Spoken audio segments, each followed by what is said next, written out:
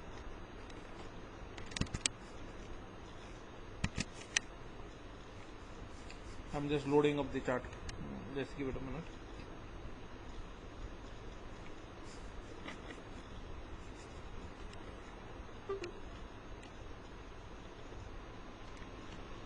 What does SBI say on this? Okay. So till SBI loads up, I had some charts over here. Let's bring it up.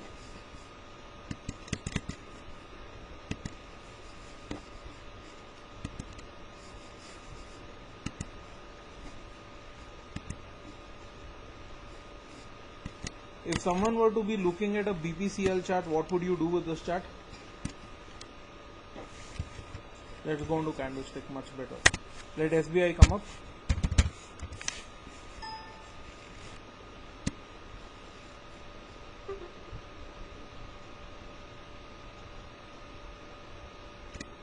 If you are trading this BPCL chart as per, okay, let's add in a 20 DMA.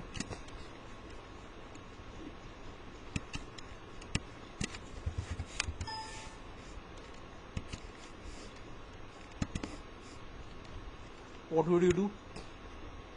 I am sure Priyam would try and long this, if I am correct.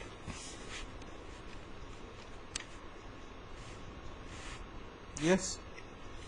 For him it came, it took support at 20 DMA and it's gone up. Right? RSI was coming down, did a double bottom kind of situation here and it started to turn high. There is good volume action which is coming over here. Yeah. So BPCL would look like a buy. Yes, I'm sure it's a buy for Priyam. I know that. So that's one of the reasons I was looking. Okay. So as a PNF trader over here, this person will wait for 654 to be taken out to go long. Okay. Because for that person the double top buy is there.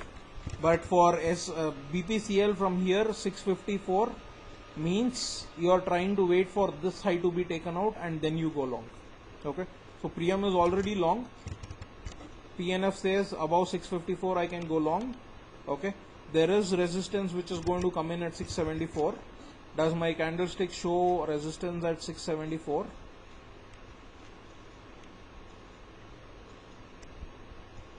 Yeah, approximately yes.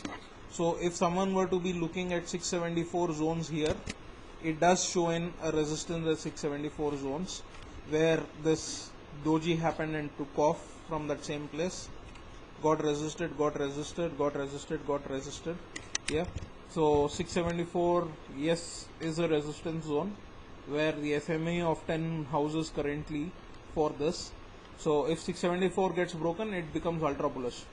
So how does a 1% chart look on it? 1% chart says it is given a sell. So any move coming upwards over here can get shorted. But if I were to be drawing a 45-degree trend line over here, it says, buddy, we broke the 45-degree trend line and we have turned up. This could start moving up. Okay. And a 3% chart says it has been a bullish trend. So only look at buying this and don't look at selling it. Okay. So that is what it says. So as per candlestick, it's a buy, lower time frame. As per PNF, 654 is a buy. We will see what MP says. Before that, we'll go and see what SBI told us.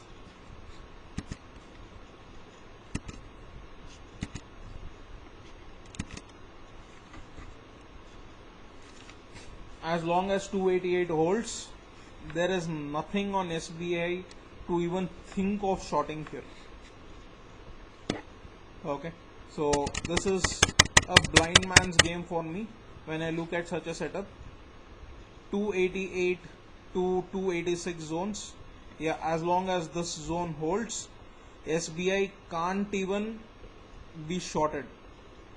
Cannot even be thought of being shorted.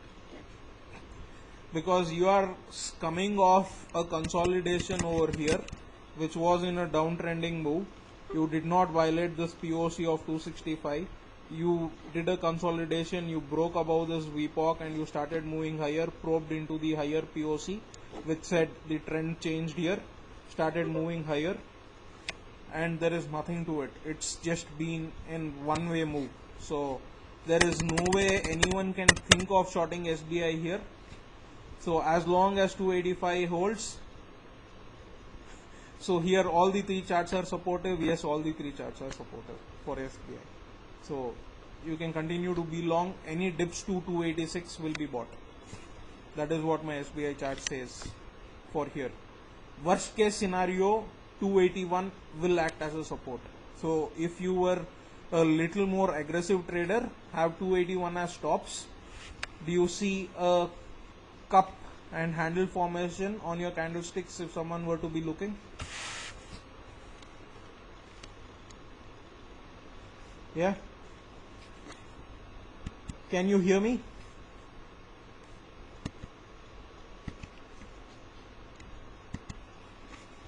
Can you hear me? Yes? Yeah. Okay.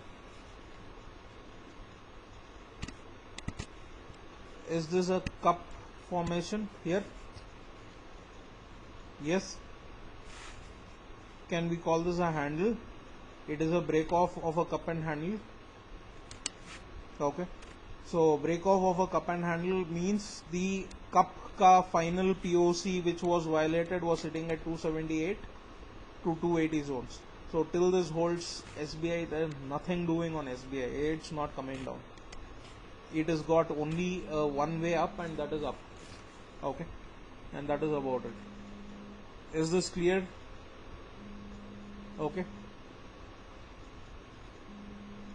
Isn't the handle size? See, this is not a typical cup and handle pattern. I am just trying to tell you, looks like one. Okay. So this is a 1 hour chart. We can look at a daily chart and see what the daily chart says, right? So we saw it. Yeah.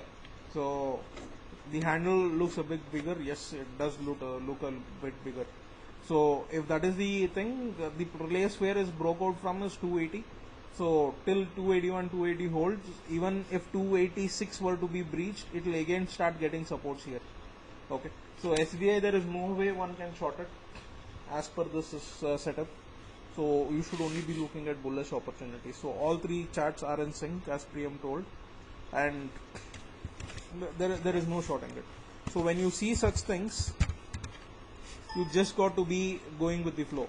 So that is the thing, right? So 280 over here is also a support on SPI. It's been marked over here.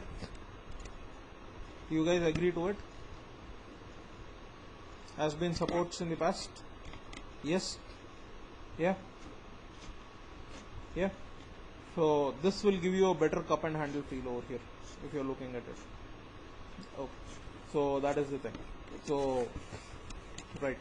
So that is the thing. So when all charts sync up and you are taking trades there, guys, just don't think about it. Blindly go for it, because your risks are very well defined. Okay. So the intent of the session was this.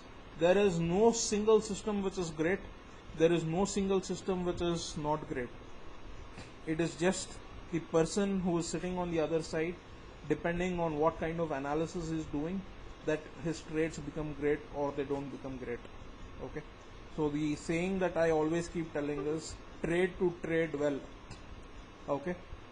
Your recent pick Pidilite can also be discussed if you have time. We can discuss so many things if we have time. YB, ML, that also we can discuss. Okay. So the thing is, it's already 11 o'clock. There is a PNF session in the morning. I need to start by 7:30.